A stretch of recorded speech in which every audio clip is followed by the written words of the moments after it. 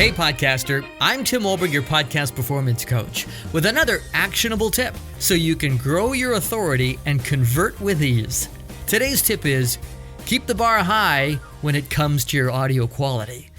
Your standards of great audio quality don't have to drop just because everyone else's are.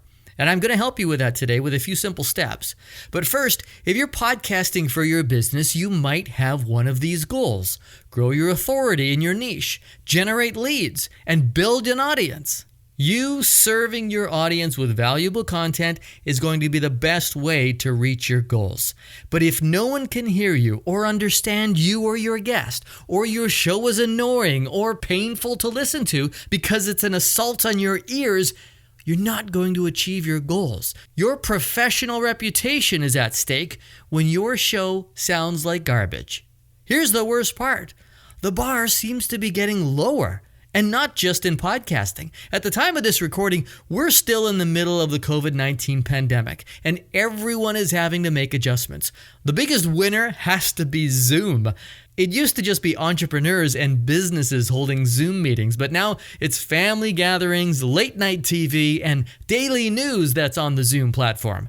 I'm hearing more about dropouts and weak connections due to the high volume that no one saw coming, and a lot of people are just putting their hands up in the air and saying, oh well, that's the way it goes, I hope it ends soon. But as a podcaster, it's hurting your authority. You don't have to accept this. You shouldn't let your quality slide just because others are. Take pride in your show. You and your guests always need to sound great. It's more likely new listeners will give a good sounding show a better chance than a show that is hard to hear because it's fuzzy, hollow, or your guest sounds like they were recorded in a tin can underwater. I recently edited a show that a host recorded in her car because of her current circumstances. But you know, she used her laptop, she plugged in her ATR 2100 USB microphone, and she sounded really good. Her listeners couldn't tell the diff. She didn't compromise her show. A lot of podcasters are having to make adjustments. Co-hosts are being separated because they can't be in the same room together. There's a big difference going from nice clean studio quality to streaming audio. It's noticeable to your listener. Don't fool yourself. You may have to make some adjustments in how you do things, but find the way back to better audio.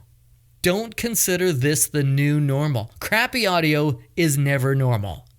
So let's make sure your standards don't slip. Here are a few tips so you can sound better than the rest. Number 1, if you're recording on Zoom, make sure you are recording on separate tracks. It's a checkbox away on Zoom. Go to your settings and look for the record section. This is available even on the free version. Got to make this change. At least you can make separate adjustments to each track when editing, which can help clean things up. Number 2, if you want to avoid dropouts while on Zoom or really any platform, remember these 2 words. Shut up. Shut up. Shut up. Don't talk or make sounds when your guest is talking. Don't say, yeah, gotcha, right, oh, nice. Just nod your head quietly. That's all the affirmation they need if they can see you. When you are both talking at the same time, one of you is going to drop out. Number 3, can you hardwire your internet connection? Can you connect to your router using an Ethernet cable? Especially if you're the host of the meeting or you're the one who started the meeting, a wired connection will help you solidify your internet connection. If you can get your guests to do it too, even better. Wi-Fi is weak, especially on a crowded network. Number 4, speaking of your guest, if they sound like garbage when you first connect with them, take 2 or 3 minutes to help them. Don't be scared to do this. They want to sound good for your show. Maybe they don't do this all the time. Help them with their settings. Is their environment quiet? Are they close enough to their mic? Do they have a mic? Do a quick test. One thing I'm hearing more of is guests on earbuds with mics. You know the little mic box that hangs about halfway down their earbud cable around their chin level?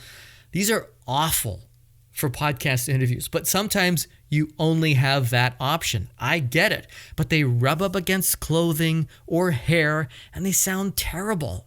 Another client of mine got their guest to hold that earbud microphone away from his shirt to avoid that shh, shh, shh, shh, shh sound. and it worked. But not everyone is going to be okay with that or be able to accommodate you for a 30-minute conversation. I really hate them. Try not to use them. You can't edit that noise out when it's a part of their voice track. If you hear it during your conversation, stop your guest and tell them to make an adjustment. In some cases, you're better off using the onboard laptop mic. I can't believe I just said that. But at least it's clean. Just get your guest to lean in nice and close. And when it comes to audio issues, the only way you're going to hear any of these annoyances is if you are wearing headphones. Plug in your headphones and turn them up. There are a bunch of other reasons why you need to wear headphones while you're recording and how it can help you and your guest. For those reasons, just listen to episode 9 of Just the Tip. It'll help. Number 5, my last tip is to upgrade your recording platform. Maybe it's time. Zoom and Skype have limits to their quality. If you want studio-like quality that you can hear, try a platform like Zencastr or Ringer. These two platforms deliver amazing clear audio. However, these platforms don't offer a visual for your guest.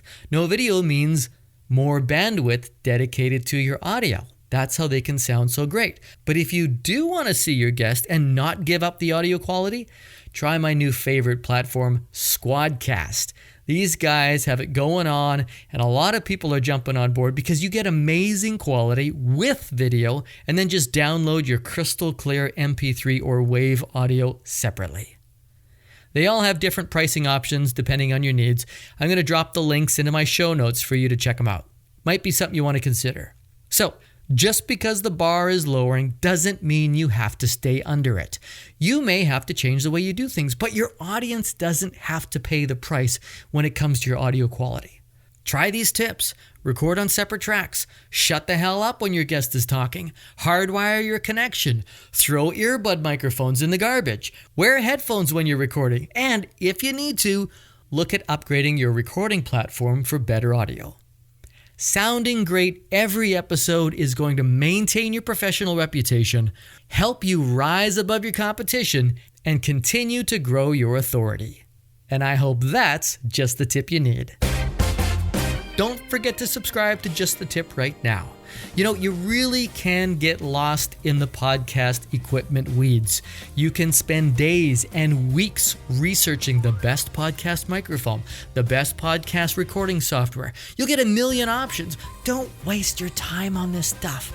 Make your decision, get set up, and start creating content that will serve your audience. That's the connection that really matters. If you need some help with your tech, you might just need a quick 15-minute session to help make a few tweaks. Let me help you get over the hump and get you back to doing business.